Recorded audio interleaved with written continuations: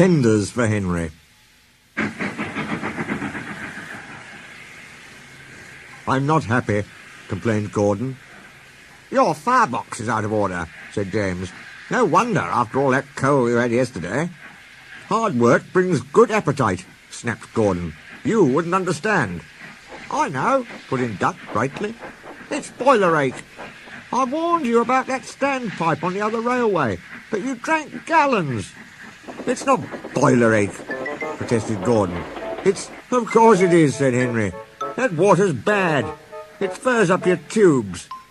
Your boiler must be full of sludge. Have a good washout.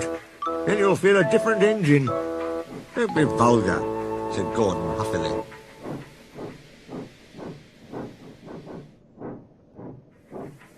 Gordon backed down on his train, hissing mournfully. Cheer up, Gordon, said the Fat Controller. I can't, sir. The others say I've got boiler ache, but I haven't, sir. I keep thinking about the dreadful state of the world, sir. Is it true, sir, what the diesels say? What do they say? They boast that they've abolished steam, sir. Yes, Gordon, it is true. What, sir? All my Doncaster brothers, drawn the same time as me, all gone, except one. The guard's whistle blew, and Gordon puffed sadly away.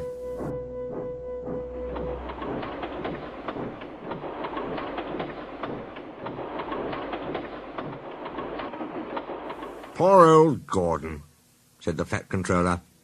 If only we could. Yes, I'll ask his owner at once. He hurried away. Arrangements took time, but one evening Gordon's driver ran back excited. Wake up, Gordon! The Fat Controller's given you a surprise. Look! Gordon could hardly believe it. Backing towards him were two massive green tenders, and their engine shape was very like his own. It's Flying Scotsman, he gasped. The Fat Controller's brought him to see me.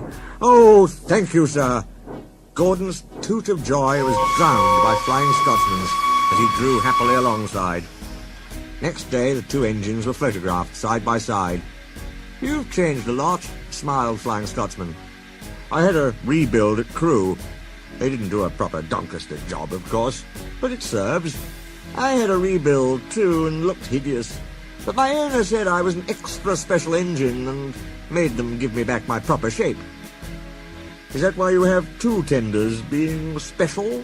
No, you'd hardly believe it, Gordon, but over there, there's hardly any coal and water. But surely every proper railway... Exactly. You are lucky, Gordon, to have a controller who knows how to run railways. Everyone got on well with Flying Scotsman, except Henry. Henry was jealous. Tenders are marks of distinction, he complained. Everybody knows that. Why has he got two? He's famous, explained Duck and Donald. He was the second to go 100 miles an hour. Besides, the other railway has no coal and water. Oh, sniffed Henry. I can't believe that. I never boast, he continued, but I always work hard enough for two.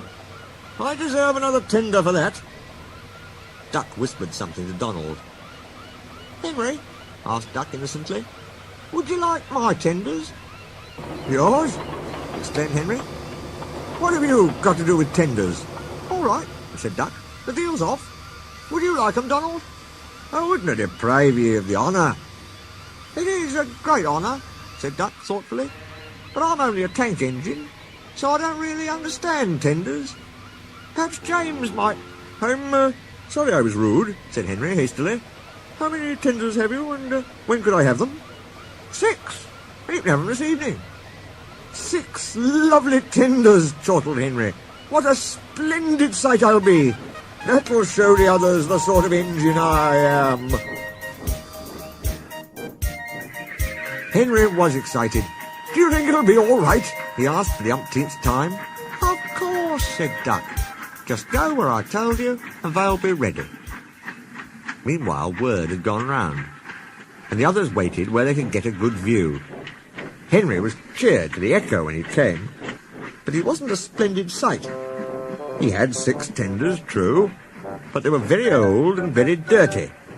All were filled with boiler sludge. "Had a good wash out, Henry?" called a voice. "That's right. You feel a different engine now." Henry wasn't sure, but he thought the voice was Gordon's.